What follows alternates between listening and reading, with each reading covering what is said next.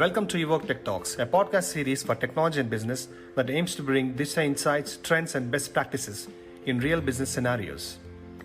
As enterprises of all sizes implement digital solutions to transform their businesses, they find it difficult to make their way to the complex technology landscape. Our podcast will feature renowned technologists with real-life experiences to help simplify technology decisions, demystify the digital platforms, and how they can be mapped to key drivers of business. We bring you a wide variety of topics in manufacturing, oil and gas, healthcare, banking, retail, life sciences, human capital, and many more. As we are at the intersection of business, technology, and innovation, it is essential to know what's ahead in the digital transformation journeys. Subscribe to the Evoke Tech Talks to get notified of new episodes. So let's get started. Given the rapid changes in business models and customer expectations, most CIOs and IT decision makers will look at technology not just as an enabler, but as a competitive advantage and a strategic asset. Organizations are under tremendous pressure to quantify their investments into digital journeys and ensure that their efforts deliver business value. Such complex business and technology challenges lead to one thing: how to find a technology partner that's the right fit. So let's find that out. Before we delve deep into today's conversation, let me introduce Greg Longaker, a director at Evoke Technologies, speaker for today's episode. Greg has over 25 years of IT consulting experience in the Northeast and the Mid-Atlantic US regions. He supports technology advisory efforts with only the senior executives to help them realize digital transformation in their organizations. Greg has managed a varied portfolio in domains like manufacturing, hospitality, automotive, and pharmaceutical. Hello, Greg. Welcome to the show. Hi, Joe. Thank you for having me here. Without much ado, let's get started. Sure. Enterprises are eager to develop business applications at rapid speeds and high quality. First, any CIO would assess the quality and effectiveness to develop these solutions in-house, or it could be the other way around. Get engaged with someone who has better expertise than what is available within the organization. The CIO may also want to reevaluate their existing technology partner as they are not able to meet the agreed expectations. Given such real-world scenarios, Greg, tell me what could be the challenges that arise in the process of scouting for the right technology partner? Well, the biggest challenge, of course, is fit, right? But fit means more than just technology capability. That's a small piece of it these days, believe it or not. It also refers to cultural fit. How well is my partner going to be able to adapt to my people, my processes, and my technology stack? Or do I have to adapt to them? How quickly can they pick up and understand my industry or specific business problems if they haven't encountered them before? On the talent angle, does my partner experience the same attrition rate that I experience or worse? What are they doing to combat that? And what happens if my intellectual capital walks right out the door? These are several of the factors that have to be included in the decision-making process. That's absolutely right. Cultural fit is as important as technology piece. So let's dig deep here for a bit. As a CEO of an organization, let's assume have come across a potential technology partner. Will it be the technology offerings, number of projects completed, or resource quality? What do you think are the key indications that I need to consider before beginning candid discussions with my future technology partner company? Yeah, that's a great question. In my mind, the most important factor is delivery excellence, right? In saying that, smaller factors make up that whole, such as resource quality, tech expertise, project management maturity, and communication effectiveness. But that all rolls up into delivery excellence. Now, if you focus on these four delivery criteria as it relates to that, you come away with a partner that can give you the quality results. And at the end of the day, that is why you are looking for partners, right? Because you're looking for them to be able to provide something that you can't do on your own, to complement your internal team and drive with that velocity and quality across your enterprise. So that's what I would focus on, is delivery excellence. Yes, Greg. Delivery excellence is surely the big differentiator. This reminds me of a remark Once an eminent CIO said, picking a technology partner is totally a different experience than shopping on Amazon. So true. Of course, one would come across the high-priced technology providers and the lower ones too. Greg, what's your take? Can price quotient become a measure of quality when choosing a new technology partner? Price will always be a factor, okay? It has to be when running a business, but the cost always needs to be measured in tandem with quality and speed. It should never be considered in a vacuum. I look at it more as dating or building a relationship. How you choose a partner is very similar. You're building that relationship. It will have good times and bad times, and you try to match your expectations and like with those of the person you're working with. If you consider a relationship that way, in most cases, you will make better selections and have longer sustainability in the partnership. It's not foolproof, but it's a dance.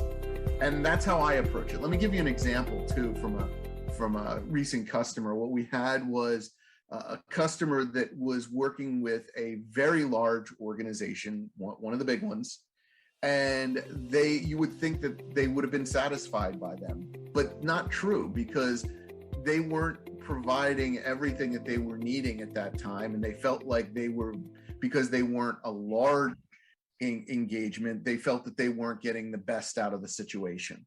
So they were looking for a partner who really had their best interest at heart and looking to provide them with the best resources, the best in-class processes, and really focus on them as an individual. So it was a relationship gone a little bit sour. And so you have those things that happen. So you have to, just like a personal relationship, you have to constantly be nurturing, looking out for your partner's interest, and really be working to fit. And it wasn't about price. The company that they were working with had, I think, even a lower price than ours, but it was about how they felt in the relationship and whether they were getting what they needed out of it. So I just wanted to give you a small example there of where price isn't always the issue. Yes, indeed. Achieving high quality and speed have become a top priority for IT services firms in a rapidly changing enterprise business world. Having said that, does one need to be interested in attrition and culture internal to the vendor company? Yeah, only if you want to be successful, right? Attrition is a critical piece. If a partner suffers from a high rate of talent depletion, what is that telling you about their internal culture? You need to stop and think for a minute. How are they paying their employees? And what is the lack of team bond there? What's the growth mindset? Coaching, all those things play into it. And you'll be indirectly facing that, whether you see it or not on the first step. The last thing you want is high turnover on a mission critical project. Typically, large ships will have this turmoil with talent leaving and joining at a high pace, which may be compromised for many companies. So, a lot of times you're looking at big companies and thinking that they're the safest places to be. Unfortunately, they can have higher attrition rates too. We're dealing with that with a customer right now, where there are a number of big ships at sea with them as partners right now. And because they are with this war on talent is getting so crazy, they're having difficulty finding the resources from those organizations because they're spread so thin. So they're looking for smaller niche partners that can come in and really pinpoint areas where they can help out and be able to bolster those other efforts. So there's always a need for people who can retain their talent and be able to show the quality through that. Well said, Greg. This brings us to the most important aspect of the client-partner relationship. When you choose to go with an ABC technology partner, you know that you'll spend substantial time with their team. Is it the value proposition, governance process, or timely delivery? What is it that makes or breaks a relationship here? Clearly, all are important. But if I was looking for a partner today, I would still go back to what I said earlier. I want a vendor I can count on, and that delivery excellence comes back to that. One that I can trust to deliver for me time after time. So for the most part, everything else is white noise. It's obvious that I would prefer someone who can align with my governance model and release cycle speed. But when it really comes down to it, it's that delivery excellence that I look for to be able to really mature a relationship and a partnership. Yeah, that's a brilliant point of view, Greg. And if you have found the right technology partner, you know you're already a step ahead of your competition. Greg, here is an interesting aspect I want to put across to you. Large IT services companies are the best match for large enterprises and smaller ones for SMBs. Greg, in your opinion, is that a myth or truth? You know, it's true that you want to make sure that the partners that you work with are able to handle the volume that you will need. But the size of the partner doesn't necessarily dictate their ability to handle your work. In fact, the larger the size of the partner, the more customers and other large customers that they have will logically have as well, which can mean that their biggest and best and brightest resources may not always be dedicated to you, right? In fact, mid-size and smaller firms not only can be nimbler, but you mean more to them. And if you are working with the right partner, they will have a commitment to match your project appetite effectively. This goes back to the story I was telling you earlier, right? It's not about price sometimes. It's about, are you paying attention to that partner? Are you providing them with the right resources? And are you treating them as a premier partnership? If you are, then you're going to hold on to those partners. If you're not, that's going to start to become a challenge as more and more companies are looking for that very customized feel and feel that their partners are listening to them. Yeah, that's an excellent point you made, Greg. And whether you're a large IT firm or a small entity, what matters is the dedicated efforts for a client, delivering absolute value. Greg, how long does it take for companies to choose their tech partners? Well, that can vary tremendously. Depending upon the size and scope of the work needed, it can be as simple as allowing a vendor to provide a POC for evaluation and then moving forward. Or it could be a formalized process involving an RFI, RFP, and multiple stakeholders that go out to a number of possible partners at once.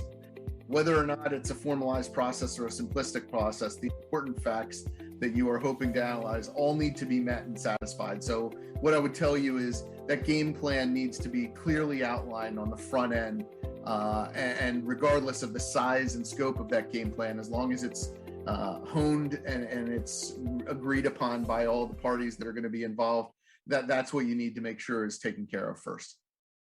Yes, Greg, totally agree with you. And finally, Greg, you have seen numerous instances where CIOs and IT decision makers put in serious efforts to find a good fit tech partner. What is the one recommendation you have for them? In talking with as many CIOs as I do, I would say the one fallacy that people need to get away from is the fallacy of the one vendor system. Please get stuck in the philosophy of only dating one vendor and thinking that solves your problem. Your business is always innovating and finding new ways to grow. You, as an executive, need to look at your partner relationships the same way. They always need to be growing, evolving, and looking for that next partner or that next technology that can take your business to another level. So please, if there was one thing I would implore upon you as an executive, is make sure that you are continuing to evolve your process and looking at the vendors that you have to ensure that you have the right ones in play. As business and technologies are evolving thick and fast, there's no harm in reevaluating tech partners. It's a great way to explore new capabilities and drive growth exponentially. Greg, thank you so much for sharing your valuable experiences and your time with us. It's great having you on the show, Greg. Thank you. Yeah. Having said that, I hope our listeners will be more than happy to learn why cultural fitment and delivery excellence become crucial in building a win-win partnership between clients and technology partners. I believe that these useful insights from today's show will help organizations evaluate the right match for their technology implementations. Greg, thank you once again. Evoke Technologies has decades of experience in executing effective business solutions to bring modernization to enterprise applications, data warehousing, analytics, testing, and automation. Our value to businesses through digital implementations has led us to become the preferred technology partner for many enterprises. If you have any questions, do write to us and we would be happy to answer them. So subscribe to the show to never miss our insight-rich technology episodes. Thank you very much for tuning into Evoke Tech Talks.